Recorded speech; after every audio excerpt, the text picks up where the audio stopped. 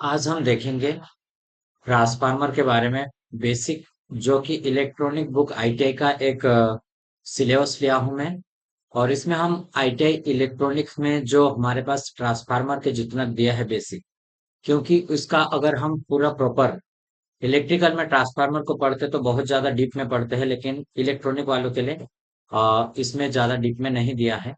ठीक है, हम समझेंगे इसमें कि इसको पहले इंट्रोडक्शन देखेंगे हम। ट्रांसफार्मर का आविष्कार कब हुआ? तो ट्रांसफार्मर का आविष्कार 1834 में हुआ। ग्रेट ब्रिटेन के प्रत्यावर्ती धारा सप्लाई स्टेशन में सर्वप्रथम ट्रांसफार्मर का प्रयोग किया गया था। अब तब से वर्तमान समय तक ट्रांसफार्मर का उपयोग के आधार पर अनेक परिवर्तन किए गए हैं। अभी तक बहुत सारे इसमें चेंजेस किए गए हैं। 1950 में 400 केवी रेटिंग के ट्रांसफार्मर बनाए गए। और ये केवी क्या आता है, इसकी रेटिंग होती है ट्रांसफार्मर की, हम इसके बारे में भी देखेंगे। ठीक है।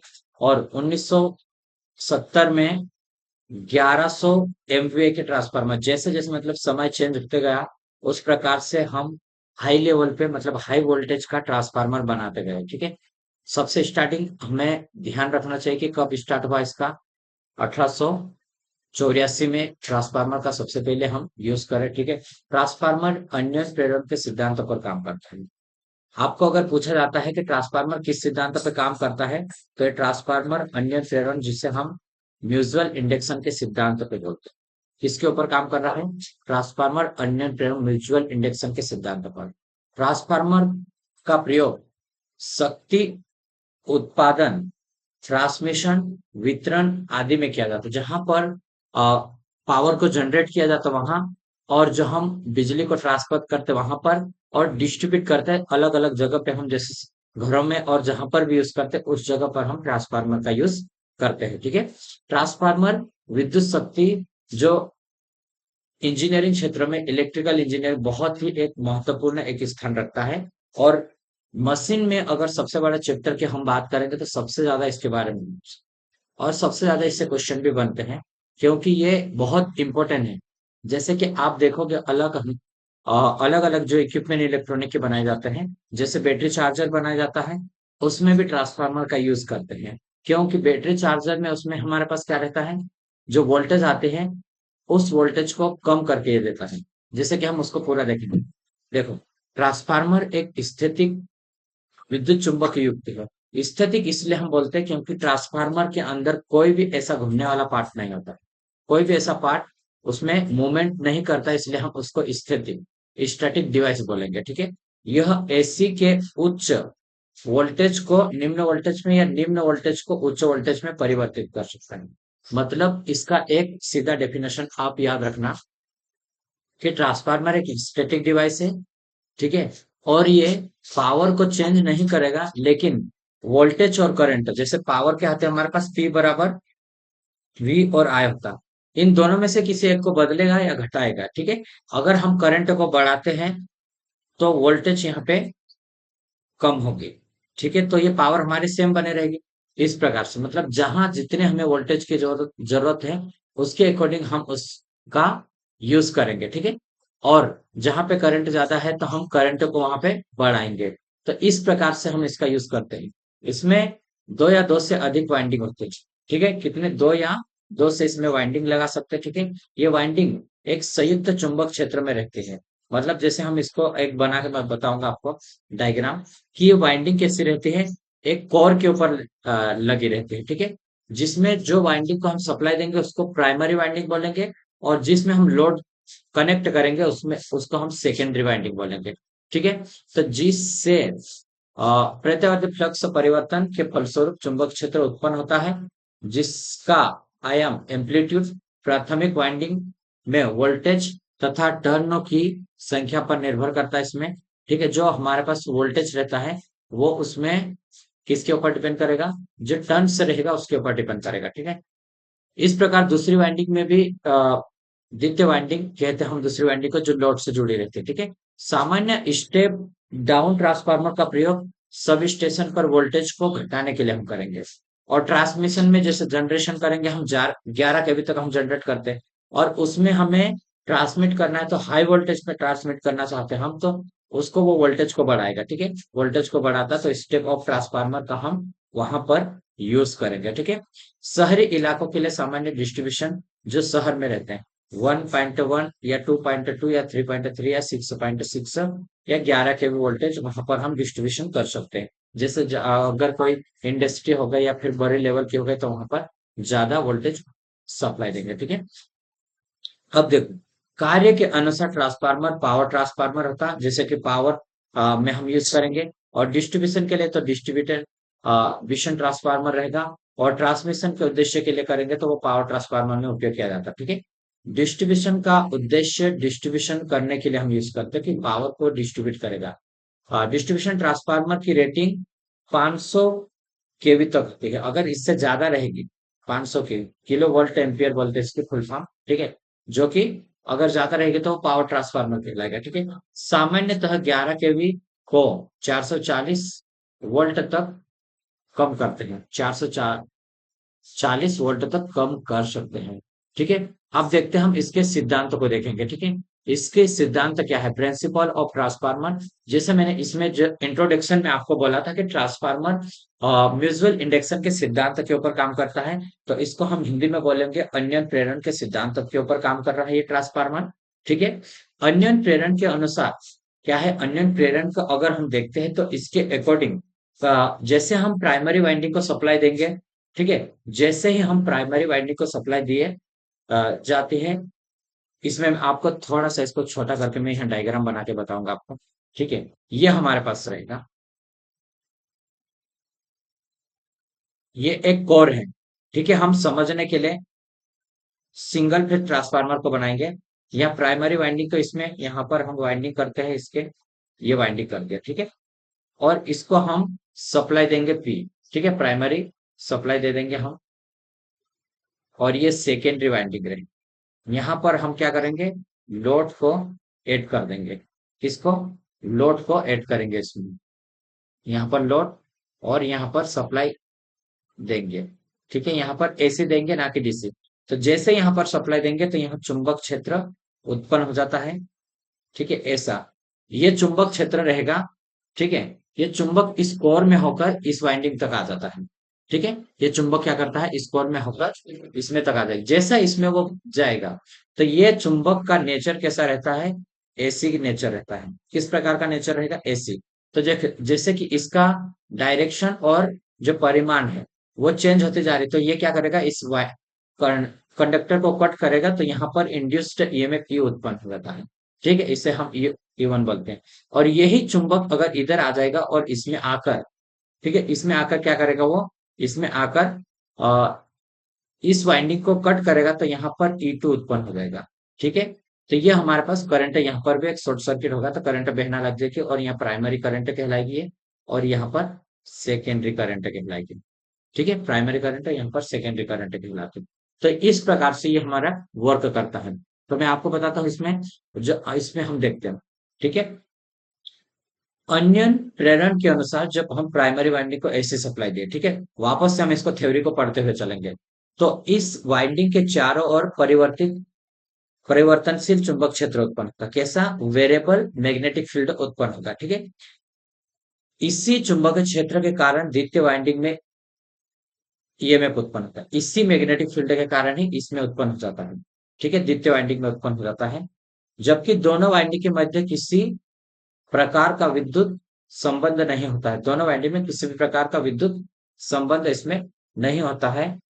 मुख्य रूप से वोल्टेज को उच्च या निम्न वोल्टेज में परिवर्तन करने का उत्तम ये साधन है। क्या है, एक अच्छा साधन है, उसकी दक्षता भी अच्छी रहती है, इसलिए पावर शक्ति को एक वोल्टेज स्तर से दूसरे वोल्टेज में परिवर्तित कर सकते हैं। संचारित करने पर पावर की अति सूक्ष्म हानि होती है, मतलब एक पावर को अगर हम एक स्टेज से दूसरे स्टेज तक ले जाएंगे तो इसमें बहुत कम लॉसेस होता है। अगर इसकी दक्षता की बात करें, ये क्वेश्चन भी इंपॉर्टेंट है, इसकी दक्षता पूछ सकता है, तो ये 92 से लेकर 99% इसकी इफिशियंसी रहती है। ठीक है, इसकी दक्षता। ठीक है, इसमें पावर ट्रांसमिशन में समय वोल्टेज के आवृत्ति में कोई परिवर्तन नहीं होता है, वोल्टेज की आवृत्ति में कोई भी परिवर्तन नहीं होता है।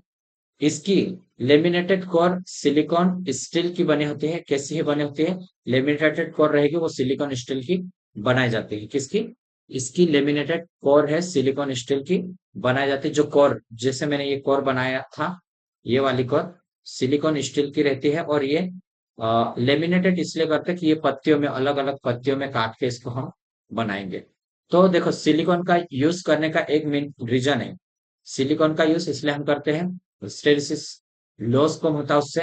ठीक है, सिलिकॉन की मात्रा हिस्टेरिस हानि को कम करती है। और 50 हर्ट्ज आवृत्ति के लिए हम 2.5 से 0.27 mm मोटाई की कोर बनाई जाती है। प्रत्येक लेमिनेटेड कोर वार्निश से इंसुलेटेड रहती है। किसी वार्निश से इंसुलेटेड रहती है। अब वार्निश से इंसुलेशन करने का एक मेन कारण है कि हम ईडी करंट लॉस को कम करते हैं। इसका कारण वार्निश का यूज क्यों कर रहे हैं हम लेमिनेशन करने के लिए? तो ये ईडी करंट लॉस को क्या कर रहे हैं? कम करती है। ठीक है, तो इसको हमें पता होना चाहिए सिलिकॉन का यूज क्यों कर रहे हैं, हिस्टेरिसिस लॉस को कम करने के लिए। और वार्निश का यूज क्यों कर रहे हैं हम? तो वार्निश का यूज इसलिए कर रहे हैं कि वो एडी करंट लॉस कम कर रहे हैं। आगे हम देखते हैं इसमें ट्रांसफार्मर के मुख्य भाग बात करेंगे। तो ट्रांसफार्मर में जैसे मैंने ये वाइंडिंग आपको एक डायग्राम बनाया था, इसमें देखो ये हमारे पास रहेगा। तो ये हमारे पास तो कोर होगा, यहाँ चुंबक क्षेत्र उत्पन्न होगा। ठीक है, और यहाँ पर क्या होगा? हमारे पास ये वाइंडिंग रहेगी। मैं शॉर्टकट में थोड़ा सा वाइंडिंग बना, तो ये प्राइमरी वाइंडिंग ये वाली। ठीक है, और सेकेंडरी वाइंडिंग ये आ जाएगी इसमें। और लेमिनेटेड कोर ये हमारे पास कोर है। ठीक है, और कंटेनर टैंक, एक कंटेनर टैंक जैसे मैं आगे ट्रांसफार्मर बताऊंगा, तो यहाँ एक कंटेनर टैंक लगा रहता है पूरा का पूरा।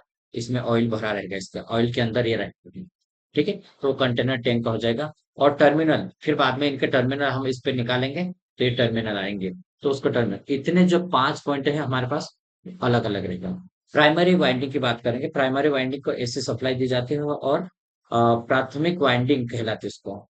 बोबिन के ऊपर कुंडली बनाकर तार को टर्न देकर, बोबिन के ऊपर कुंडली बनाकर तार को क्या करते हैं हम? कुंडली पर टर्न देते हैं हम इसके ऊपर, यहाँ पर। ठीक है, इंसुलेशन लगा के। ठीक है, तो तैयार की जाती है। और इसमें टर्न की संख्या आवश्यक फ्लक्स घनत्व तथा उत्पन्न करने की क्षमता के अकॉर्डिंग हम लगाएंगे। मतलब हमें कितना उसमें वोल्टेज उत्पन्न करना है, उसके अकॉर्डिंग हम इसमें लगाएंगे।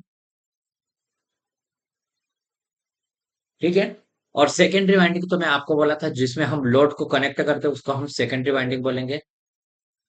और जिसे द्वितीयक वाइंडिंग कहते हैं हम, इसकी तार का गेज या साइज इससे गुजरने वाली करंट पर निर्भर करेगा।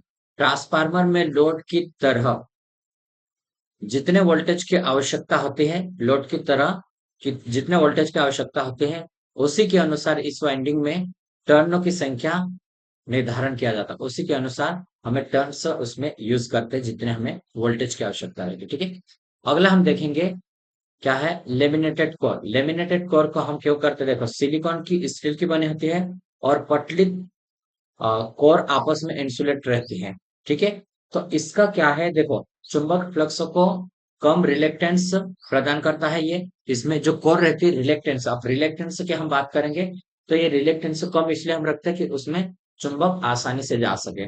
ठीक है, रिलेक्टेंस अगर ज्यादा रहेगा तो वो आसानी से उसमें नहीं जाएगा। ठीक है, कोर के ऊपर प्राथमिक और द्वितीय वाइंडिंग की जाती है। मतलब एक कोर रहेगा, अगर उसी के ऊपर हम प्राइमरी और सेकेंडरी वाइंडिंग करते हैं दोनों। ठीक है, अब कोर के बारे में तीसरा पॉइंट हम देखते हैं। तो कोर में सिलिकॉन स्टील का प्रयोग अच्छी चुंबकशीलता प्रदान करता है ये, और स्टील से हमें कम होती है। ठीक है, तो दो बात याद रखना कि सिलिकॉन का यूज करने का कारण क्या है?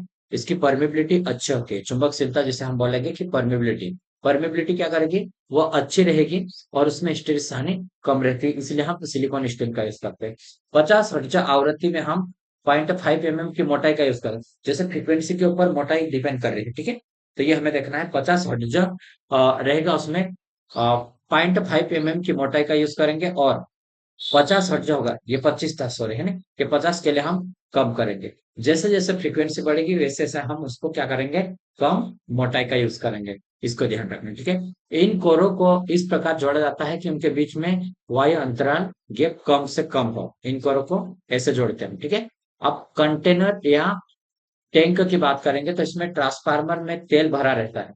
ऐसा रहेगा, पूरा कंटेनर बना रहेगा, इसके अंदर वाइंडिंग करेंगे, यहाँ पे कोर अंदर रहेगी और इस पे हम वाइंडिंग करेंगे, ठीक है। इसको ही कंटेनर, यहाँ पे पूरा ऑयल भरा रहेगा, ठीक है। तो ये भरा रहता है। इंसुलेटेड ऑयल का यूज करेंगे, वो ठंडा करने भी काम आता है और इंसुलेशन का काम में भी आता है। टैंक वाइंडिंग वाइंडिंग को रोके रखने का कार्य भी करता है। टर्मिनल की बात करें तो ये कुंडली के सिरों पर सप्लाई लेने व देने का कार्य करते हैं। किसके लिए? ये कुंडली के सिरों पर सप्लाई लेने और देने का कार्य करते हैं, ठीक है। टर्मिनल जो बात करेंगे, इस पे ऊपर जो टर्मिनल लगा रहेंगे जिससे हम सप्लाई देंगे और लेंगे, ठीक है। ये सिंगल फेज के लिए भी हो सकता है, थ्री फेज के लिए भी बनावट थोड़ा अंतर रहता है उसमें। थ्री फेज ट्रांसफार्मर में बुकोज रिले, ताप ताप गेज आदि लगे होते हैं। जो थ्री फेज ट्रांसफार्मर, अब हम इसमें देखते हैं ट्रांसफार्मर का क्लासिफिकेशन देखेंगे। तो ट्रांसफार्मर का वर्गीकरण में आपको बताता हूँ, इसमें बहुत सारे अलग अलग दिया है। तो इसको मैं कोशिश करता हूँ कि एक ही स्क्रीन के ऊपर बता दो, ठीक है। देखो, क्लासिफिकेशन ऑफ ट्रांसफार्मर, ठीक है। प्रॉपर अभी स्क्रीन के ऊपर दिख रहा होगा आपको पूरा की पूरा। तो देखो, ट्रांसफार्मर अलग अलग आधार पे अलग अलग होता है। जैसे आउटपुट वोल्टेज के आधार पर हम देखेंगे आउटपुट वोल्टेज के अकॉर्डिंग, ठीक है। ट्रांसफार्मर एक तो हमारे पास ये हो जाएगा। दूसरा ये होगा कोर के अकॉर्डिंग, कि कोर कैसे, कोर भी अलग अलग हम बनाते हैं, ठीक है। और तीसरा रहेगा फेज के according, single phase and three phase, ऐसा फेज के अकॉर्डिंग रहेगा। और शीतलन जो कूलिंग सिस्टम के अकॉर्डिंग रहेगा, चौथा। तो ये चार प्रकार के मेन ट्रांसफार्मर हो गए हमारे पास। तो आपको कोई भी पूछेगा ट्रांसफार्मर कितने प्रकार का है, तो चार प्रकार के। अब हम बात करेंगे वोल्टेज के अकॉर्डिंग, तो step up transformer and step down transformer. कितना है? स्टेप अप जो कि वोल्टेज को बढ़ाएगा उसे स्टेप अप बोलेंगे हम, और स्टेप डाउन जो वोल्टेज को कम करेगा, ठीक है। तो दो ट्रांसफार्मर हमें पता होना चाहिए, ठीक है। स्टेप अप की बात करेंगे तो हम क्या रहता है उसमें, जो सेकेंडरी वोल्टेज रहेगा ना वो ज्यादा रहेगा as compare to primary voltage, ठीक है। और इसी के अकॉर्डिंग इसमें करंट रहेगा, इसका वो क्या रहेगा, प्राइमरी करंट इसका ज्यादा रहेगा सेकेंडरी करंट से। इसको ध्यान रखना, ऑपोजिट होता है। तो इसमें भी यही बात रहेगी कि भाई स्टेप डाउन है तो जो वोल्टेज सेकेंडरी रहेगा वो कम रहेगा, और वोल्टेज जो हमारे रहेगा प्राइमरी वो ज्यादा रहेगा। इसमें करंट सेकेंडरी ज्यादा रहेगा और करंट प्राइमरी कम रहेगा इसमें, ठीक है। इसको ध्यान रखना। अब देखो, हम बात करेंगे कोर के अकॉर्डिंग, कोर कंस्ट्रक्शन के अकॉर्डिंग अगर हम बात करते हैं तो ट्रांसफार्मर अलग अलग सेल टाइप कोर रहती है। सेल टाइप ट्रांसफार्मर कहेंगे उसको, कोर टाइप ट्रांसफार्मर जिससे कोर का बना रहेगा, और बेरी प्रकार का। तो हम अलग अलग इसका रहता है। देखो, इसमें अगर दिया रहेगा तो हम पढ़ेंगे आपके सिलेबस में, क्योंकि हम आईटीआई का पढ़ रहे हैं। आईटीआई के स्टूडेंट के लिए जो इलेक्ट्रॉनिक है, हालांकि ये आपके इलेक्ट्रिशियन वालों के लिए भी बहुत ही हेल्पफुल रहेगा। नेक्स्ट हम बात करेंगे इसमें फेजों की संख्या के अकॉर्डिंग, तो फेज के अकॉर्डिंग। तो सिंगल फेज होता है, जैसे ये वाला सिंगल फेज, ठीक है, सिंगल फेज ट्रांसफार्मर। और ये कौन सा है? थ्री फेज ट्रांसफार्मर हो जाएगा, ठीक है। तो ये थ्री फेज। तो फेज के अकॉर्डिंग।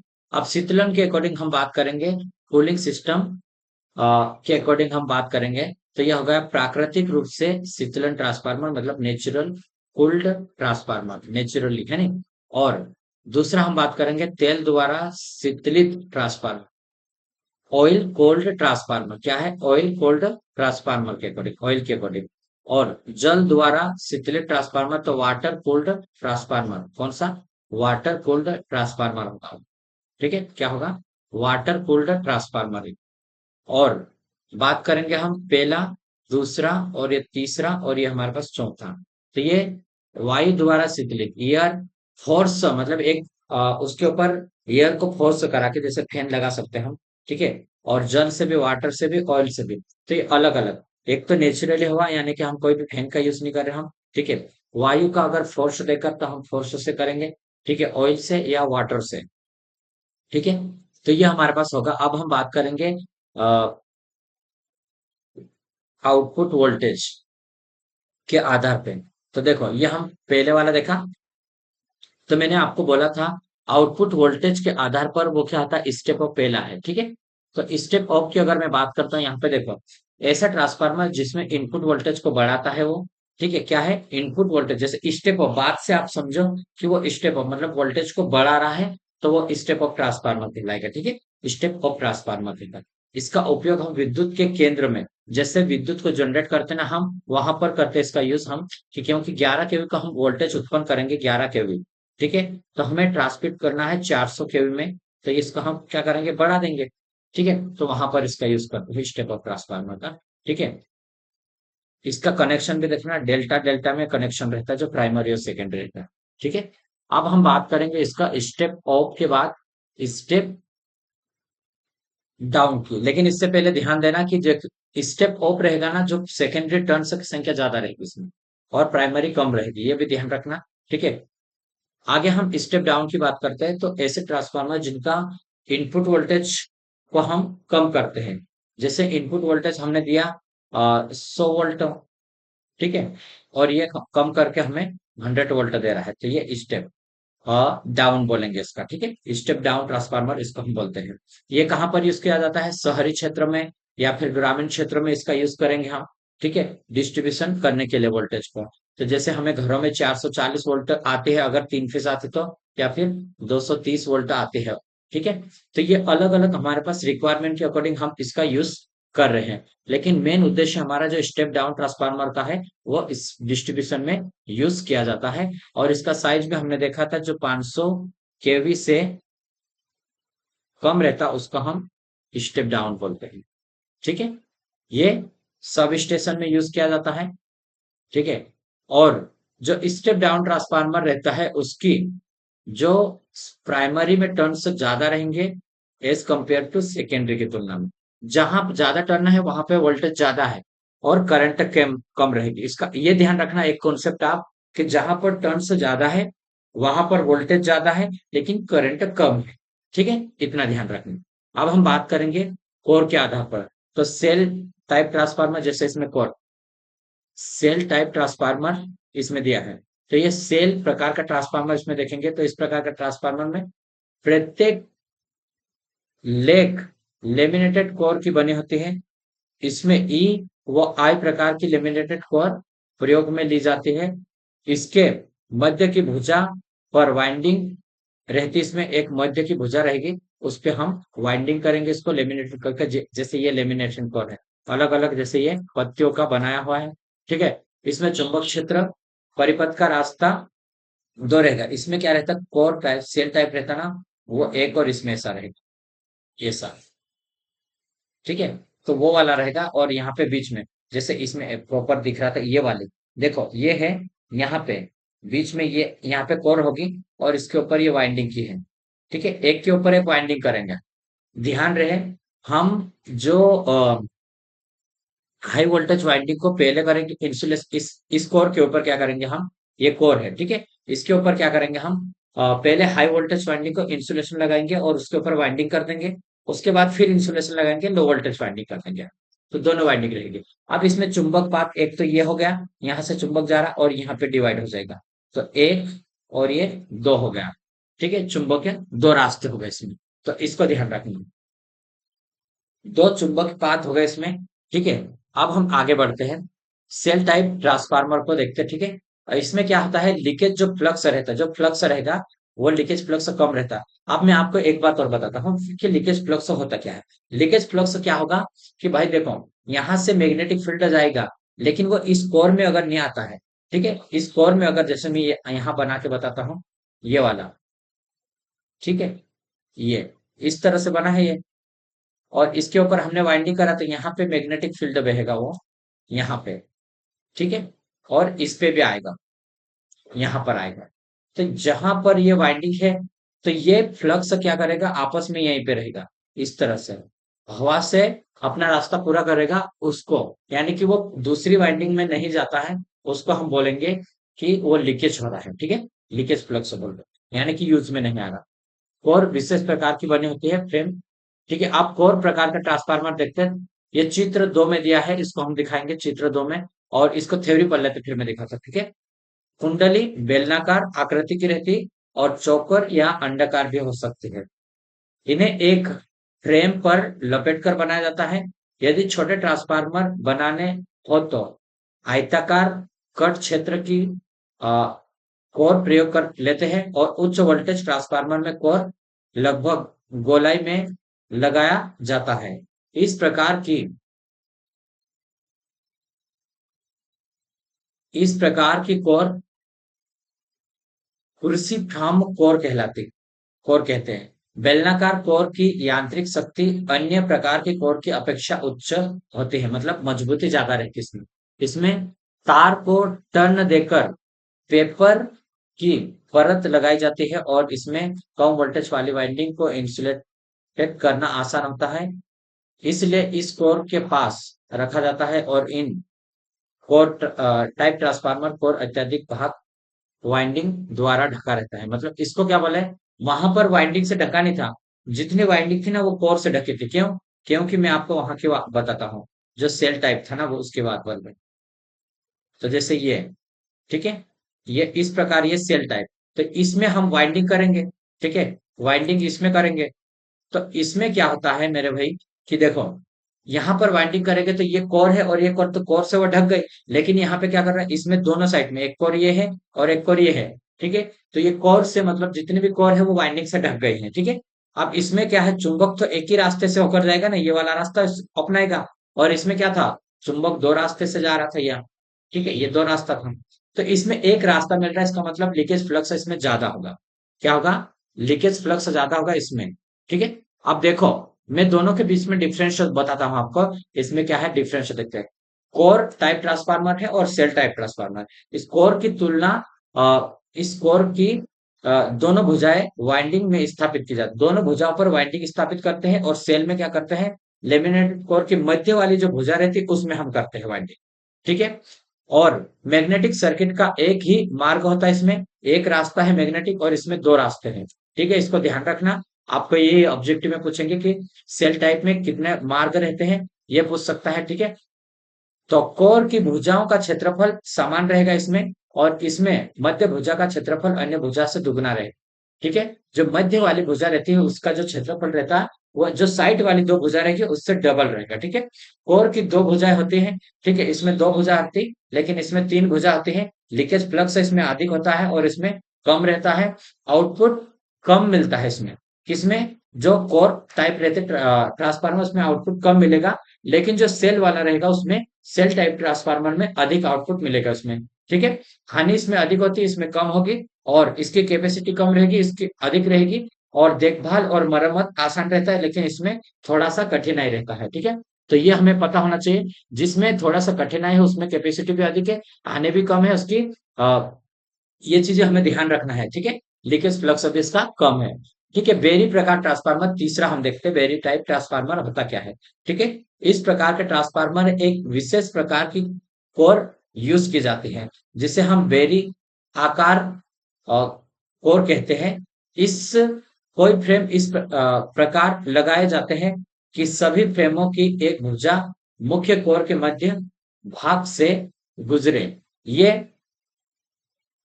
फ्रेम आयताकार, देखो ये प्रॉपर एक आयताकार, जैसे यहां से इतने देखोगे आप, एक आयताकार ये बना है, ठीक है, ये वाला। और उसी प्रकार ये ऐसे करके बहुत सारे आयताकार को एक साथ हमने ज्वाइन करा, यहाँ पे इस जगह पर ज्वाइन कर दिया हमने, ठीक है। आयताकार इसमें मुख्य क्या कर रहा है, देखो ये ऊपर वाला भाग इसमें दिखाया है, ये वाला, ठीक है, इस प्रकार से इसको लगाया। तो ये देखो, इसमें वाइंडिंग करना थोड़ा सा बहुत मुश्किल रहेगा इसमें, बहुत ही ज्यादा, बहुत कम ये रियल रहता है। लेकिन इसमें लीकेज फ्लक्स बहुत कम हो जाता है, ठीक है। उन दोनों वाइंडिंग से ये बेस्ट वाइंडिंग है, लेकिन इसमें कठिनाई है, ठीक है। अब इसका देखो, इसमें कोर में अनेक चुंबकीय मार्ग रहते हैं, मतलब जितने हम इसमें आयत का यूज करेंगे इतने चुंबक के पाथ बन जाएंगे उसके, ठीक है। चुंबकीय फ्लक्स से लीकेज न्यूनतम होता है इसमें, ठीक है। कोर की विशिष्ट संरचना के कारण वाइंडिंग में ऊष्मा का विकिरण होता है, ठीक है। अलग अलग हमारे पास कोर है, इसके कारण विकिरण हो जाएगा इसमें। अन्य प्रकार के ट्रांसफार्मर की अपेक्षा ठंडा रहता है, ठीक है, क्योंकि उसमें कोर ज्यादा है तो वो अलग अलग जगह में एरिया ज्यादा है, तो एरिया ज्यादा रहने के कारण वो हीट क्या है, फैल जाएगा वहां पे। ठीक है, इस प्रकार के ट्रांसफार्मर अधिक शक्ति क्षमता वाले होते हैं और इसका प्रयोग विशेष प्रकार के कार्य के लिए ही हम करते हैं। ठीक है, अब फेज के अकॉर्डिंग हम देखेंगे, सिंगल फेज रहता तो इसमें सिंगल फेज में क्या है, सिंगल फेज सप्लाई कार्य करने वाले ट्रांसफार्मर को हम सिंगल फेज कहेंगे। इस प्रकार के ट्रांसफार्मर में एक प्राथमिक वाइंडिंग रहती है और एक द्वितीय वाइंडिंग रहती है। ठीक है, दो वाइंडिंग हम इसमें करेंगे। प्राइमरी वाइंडिंग में सिंगल फेज सप्लाई देते हैं और द्वितीय वाइंडिंग में हम क्या करेंगे, उसमें लोड जोड़ देते हैं। ठीक है, ये स्टेप अप और स्टेप डाउन जो हम समझते हैं वो सिंगल फेज से ही हम समझते हैं पूरा की पूरा इसका। ठीक है, थ्री फेज की अगर हम बात करेंगे, three phase supply transformer, three phase transformer कहलाते हैं उसमें। जैसे हम थ्री फेज तीन टर्मिनल उसके रहेंगे। ठीक है, प्राथमिक में तीन वाइंडिंग का भी यूज करेंगे और सेकेंडरी में भी तीन वाइंडिंग हमारी रहेंगी। ठीक है, इसमें सेल या कोर टाइप में हम इसका यूज करते हैं, कोर में हम यूज करेंगे। इसका यूज विद्युत उत्पादन केंद्र पर उत्पन्न की गई 6.6 केवी या 11 केवी तक एसी को 66 केवी या 110 केवी और 132, 220, 440 तक के स्टेप ऑफ ट्रांसफार्मर में हम इसका यूज करते हैं। ठीक है, इसके अतिरिक्त डिस्ट्रीब्यूशन में भी जहां पर थ्री फेज सप्लाई की आवश्यकता रहती है वहां पर भी हम इसका यूज करते हैं। ठीक है, अब शीतलन के अकॉर्डिंग मैं आपको बता देता हूँ, ट्रांसफार्मर में मुख्य दो प्रकार की हानि होती है। पहली हानि लोहा हानि। ठीक है, लोहा या तार, तार हानि बोलते हैं। लोहा हानि से कोर और तार हानि वाइंडिंग में होती है। कोर में लोहा हानि होती है और जो तार हानि जिसे हम कॉपर वाइंडिंग बोलते हैं, जो कि कॉपर वाइंडिंग रहती है ना, उसी में हानि होती है, कॉपर लॉसेस। ठीक है, इसको देख लेते हैं। तो देखो, उष्मा हीट में, वाइंडिंग में अगर हीट प्रोड्यूस हो रहा है तो उसमें क्या होगा, इंसुलेशन कमजोर होगा। इससे गर्म होने के कारण उसमें क्या हो जाएगा, उसमें हीट प्रोड्यूस प्रोड्यूस होगा तो ट्रांसफार्मर का जो ऑयल रहता है वो भी उबलने लगेगा और वो फिर फैलता जाता है। ठीक है, तो इससे ही हमारे पास किस कारण से हो रहा है, वाइंडिंग अगर ज्यादा टेम्परेचर हो तो इसको हम आई स्क्वायर आर लॉस बोलेंगे। ठीक है, कॉपर लॉस इस प्रकार से हम निकालते हैं, ये सूत्र में रहता है, जितनी करंट जाएगी उतना और उसका वाइंडिंग का रेजिस्टेंस रहता है उसमें। ठीक है, तो इसको ध्यान रख। और शीतलन को हम देखते हैं। देखो, प्राकृतिक रूप से शीतलन को देखेंगे। अब हमने देखा कि हमारे पास करंट अगर दे रहे तो वाइंडिंग के कारण उसमें आई स्क्वायर आर लॉस हो रहा है और कोर में भी लॉस होता है, एडी करंट और हिस्टैरिसीस करंट। उसके कारण से क्या होता है, ट्रांसफार्मर में हीट उत्पन्न होता है, तो इसलिए उसका इंसुलेशन खराब हो जाएगा। अगर वो खराब होता है तो वो पूरी तरह से शॉर्ट हो जाएगा और शॉर्ट होगा तो प्राइमरी और सेकेंडरी वाइंडिंग आपस में शॉर्ट सर्किट बना लेगी और वो जल जाएगा। तो इसलिए हम क्या करते हैं, उसको कूलिंग बनाए रखने के लिए हम अलग अलग कूलिंग का यूज करते हैं। ठीक है, तो पहला उसका नेचुरल कूलिंग। इसमें छोटे जो ट्रांसफार्मर रहता है ना, अलग अलग, जैसे छोटे ट्रांसफार्मर, जैसे कि मैं बात करूंगा, हमारा मोबाइल का चार्जर रहता है उसमें छोटा ट्रांसफार्मर लगा रहता है। ठीक है, तो वो क्या करता है, छोटे ट्रांसफार्मर में कोर का क्षेत्रफल अधिक रखा जाता है उसमें, और जिससे उत्पन्न ऊष्मा को अवशोषित करता वो कोर, और अतिरिक्त ट्रांसफार्मर के बाहर भाग में डक्ट बने होते हैं, जिससे प्राकृतिक वायु उसमें से क्या कर प्रवेश करेगी और उसको हीट को कम करती जाएगी। ये डक्ट ऐसी बनी रहती है, ये वाला। ठीक है, दूसरा हम बात करेंगे कि ऑयल कूल्ड ट्रांसफार्मर। इसमें क्या रहता है, नेचुरल ऑयल कूलिंग रहेगी इसमें। ठीक है, 30 MVA तक की क्षमता वाले ट्रांसफार्मर में यह विधि अपनाई जाती है, यह विधि इसमें अपनाई जाती है। ठीक है, इसमें तेल से भरे टैंक में ट्रांसफार्मर की लेमिनेटेड कोर वो वाइंडिंग होती है। वाइंडिंग के गर्म होने पर वाइंडिंग के नजदीक तेल गर्म हो जाता है। वाइंडिंग के अगर वो गर्म होगी तो वाइंडिंग का जो तेल रहेगा वो गर्म हो जाएगा और गर्म तेल टैंक के ऊपर जाता है और वो क्या करेगा, कूलिंग पाइप से होकर गुजरता है वो। इससे वो गर्म तेल कुछ समय बाद ठंडा हो जाएगा और फिर जो नीचे गर्म हो रहा है ना वो फिर ऊपर जाएगा। इस तरह से प्रोसेस चलती रहे। ठंडा तेल वाइंडिंग के नजदीक चला जाता है और जैसे वो गर्म होगा फिर वो बाहर आ जाएगा। ठीक है, वाइंडिंग को ठंडा करता रहता है। इस प्रकार से प्रोसेस चलती रहेगी उसमें। ठीक है, जैसे ये वाइंडिंग रहेगी उसमें, इसमें से होकर जैसे ये वाइंडिंग के पास में गर्म तेल हुआ तो ये इधर बाहर आएगा, तो ये इधर बाहर आके ठंडा हो जाएगा। कूलिंग पाइप लगे रहते हैं, रेडिएटर जिसको हम बोलेंगे, ठीक है। रेडिएटर ये पास पास में जो लगा रहता है उसको हम रेडिएटर बोलते हैं। ये टैंक के अंदर रहेगा पूरा के पूरा, और वाइंडिंग, ठीक है। ये वाइंडिंग और ये कोर भी इसमें रहेगा। कूलिंग ऑयल भरा है, ठीक है। इस प्रकार तेल के ठंडा होने की प्रक्रिया चलती रहती है इसमें। और बड़े बड़े ट्रांसफार्मर, बड़े बड़े जो ट्रांसफार्मर चित्र के अनुसार जो पाइप का प्रयोग करते हैं हम, और पाइप और ट्रांसफार्मर का जितना अधिक क्षेत्रफल होगा, उतनी ही तीव्रता से तेल ठंडा होकर वाइंडिंग कोर को ठंडा कर दे देगा, ठीक है। अब हम बात करेंगे ऑयल ब्लास्ट शीतलन, ऑयल ब्लास्ट कूलिंग। इस शीतलन में हम इसका उपयोग जो पावर ट्रांसफार्मर में हम करते हैं, 500 केवी से अधिक रेटिंग के ट्रांसफार्मर में करते हैं। और इसमें ट्रांसफार्मर के टैंक के साथ एक रिएक्टर टैंक भी जोड़ा जाता है। रे, रेडिएटर टैंक इसमें जोड़ा जाता है, ठीक है। रेडिएटर टैंक, ठीक है। और रेडिएटर टैंक में एक वायु पंप, एयर पंप की सहायता से वायु के प्रवाह के द्वारा तेल को ठंडा किया जाता है। उसमें एक पंप लगा रहेगा और उस पे हवा छोड़ेगा, ठीक है। हवा डालेगा प्रेशर से और उसको हम ठंडा करेंगे। रेडिएटर टैंक से पूर्ण टैंक में पहुंच दिया जाता है, मतलब वो ठंडा वहां होगा फिर उधर वापस चलेगा। वैसे जो कूलिंग का प्रोसेस होता है उस प्रकार से हो जाएगा, ठीक है। अब हम बात करेंगे जल शीर्ष ट्रांसफार्मर। इस अधिक क्षमता, ज्यादा केवी के ट्रांसफार्मर वाटर कूल्ड होते हैं। इनमें टैंक बड़ा होता है और वाइंडिंग के चारों ओर पानी के पाइप, वाइंडिंग के चारों ओर पानी के पाइप लगे रहेंगे, ना कि उसको वाइंडिंग को उसको पानी में लगाएंगे, ठीक है। लिप लिपेट देंगे उसको। और कोई बार अलग अलग से चित्र अनुसार, जैसे ये चित्र बना है उसके अनुसार हम इसको देखेंगे, ठीक है। पाइप टैंक के ऊपरी भाग में लगाया जाता है और नीचे टैंक में तेल भरा रहता है। एक सिरे से पाइप में ठंडा पानी भेजा जाता है और दूसरे सिरे से पानी गर्म होकर बाहर निकल जाता है वो, ठीक है। इस तरह से गर्म तेल को पानी के पाइप की ठंड को ठंडा रखते हैं, ठीक है। तो देखो यहाँ पर अलग रहेगा, वाटर हॉट बाहर निकलेगा, कोल्ड वाटर यहाँ से हम देंगे इसको, तो एक और से होकर जाएगा और इसको पूरा इसके पास में लपटा जाएगा, फिर ये गर्म होकर बाहर निकल आएगा, ठीक है। कूलिंग ऑयल यहाँ पर लगा रहेगा, ठीक है। तो ये हमारे पास हो जाएगा, ठीक है। तो ये इस प्रकार से था हमारे पास, देखो, ठीक है। शीतलन के अकॉर्डिंग हमने देख लिया इसको, ट्रांसफार्मर को। और हम देखते हैं यार, नेक्स्ट एक और शीतलन बचा है, इसको देख लेते हैं, ठीक है। क्या है, फोर्स्ड, मतलब एक फोर्स देकर एयर का फोर्स देंगे हम और कूल्ड करेंगे। इस प्रकार का ट्रांसफार्मर लेमिनेटेड कोर के प्राथमिक और द्वितीय वाइंडिंग के एक पंखे की सहायता से हम उसको ठंडा करते हैं। हवा के गुजरने के लिए इसमें एयर डक्ट बने रहते हैं, डक्ट बने होते हैं जिससे हवा अच्छी तरह चारों ओर इन मार्ग से घूम सके। इस विधि का को वायु झोंको विधि भी कहते हैं, ठीक है। कोर लगी रहेगी ये, और इसमें ये डक्ट रहेगा, यहाँ से हवा हम फेंकेंगे तो ये पूरी इधर की साइड आएगी, ठीक है। तो ये हमारे पास रहेगा शीतलन। तो ये ट्रांसफार्मर के सब स्टेशन में हम इसका यूज करते हैं, ठीक है।